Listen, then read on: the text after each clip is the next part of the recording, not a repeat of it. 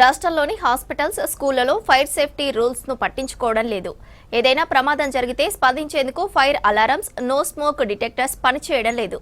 Rules పాటించని hospitals, స్కూళ్లకు నోటీసులు ఇచ్చారు. రాష్ట్ర వ్యాప్తంగా 800 హాస్పిటల్స్ లో ఫైర్ సిబ్బంది తనిఖీలు చేస్తున్నారు.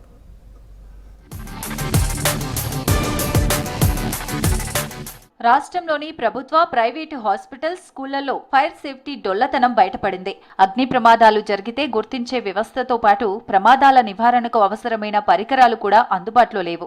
ఆపత్కాలంలో ప్రాణాలు కాపాడుకునేందుకు ఎమర్జెన్సీ ఎగ్జిట్స్ లేవని, సిబ్బంది సైతం అందుబాటులో లేరని ఫైర్ డిపార్ట్మెంట్ తనిఖీల్లో వెలుగు చూసింది. ఫైర్ సేఫ్టీ నిబంధనలు పాటించకుండా పేషెంట్లు, విద్యార్థుల ప్రాణాలతో యాజమాన్యాలు చెలగాటం ఆడుతున్నట్లు అగ్నిమాపక అధికారులు గుర్తించారు.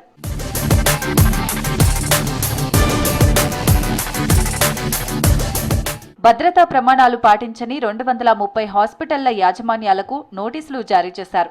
గ్రేటర్ హైదరాబాద్లోని 32 కార్పొరేట్ స్కూల్స్ ను ఫైర్ సేఫ్టీ నిబంధనలు పాటించడం లేదని తేలింది. దీంతో గడువులోగా ఫైర్ సేఫ్టీ చర్యలు చేపట్టాలని, లేదంటే కఠిన చర్యలు తప్పవని అధికారులు సంబంధిత యాజమాన్యాలను హెచ్చరించారు.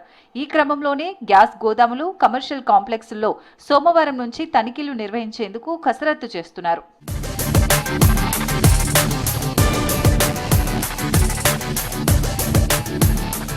ప్రజాపాలన ప్రగతి ప్రణాళిక పేరిట రాష్ట్ర ప్రభుత్వం చేపట్టిన 99 రోజుల ప్రత్యేక కార్యక్రమాల్లో భాగంగా రాష్ట్ర వ్యాప్తంగా ఫైర్ డిపార్ట్మెంట్ స్పెషల్ డ్రైవ్ నిర్వహిస్తుంది. గ్రేటర్ హైదరాబాద్ సహా రాష్ట్రంలోని 145 ఫైర్ స్టేషన్లలో ప్రతిరోజు తనిఖీలు చేపట్టనుంది. ఇందులో భాగంగా మొదటి విడతలో ప్రభుత్వ, ప్రైవేటు హాస్పిటల్స్, స్కూళ్లలో తనిఖీలు చేయడంతో పాటు అగ్ని ప్రమాదాల నివారణకు అవగాహన కార్యక్రమాలు నిర్వహిస్తున్నారు. ఈ క్రమంలోనే రాష్ట్రంలోని దాదాపు 800 ప్రభుత్వ, ప్రైవేటు హాస్పిటల్లో తనిఖీలు చేశారు.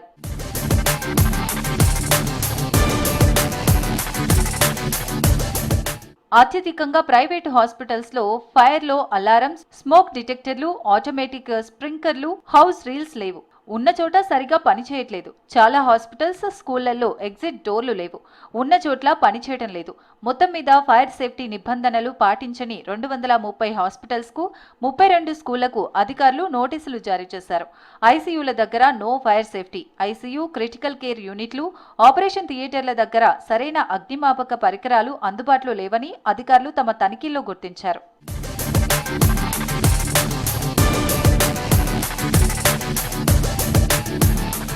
ఇక ఆపరేషన్ థియేటర్లకు అవసరమైన గ్యాస్ నిల్వ యూనిట్లు, ఆక్సిజన్ సిలిండర్లను నిరుడు బేస్మెంట్లలో నిల్వ చేసినట్లు వెలుగు చూసింది. ఎలక్ట్రిక్ సర్క్యూట్స్ ప్రమాదాల సమయంలో పేషెంట్లను తరలించేందుకు అవసరమైన సిబ్బంది కూడా ఎక్కడా అందుబాటులో లేకపోవడం గమనార్హం.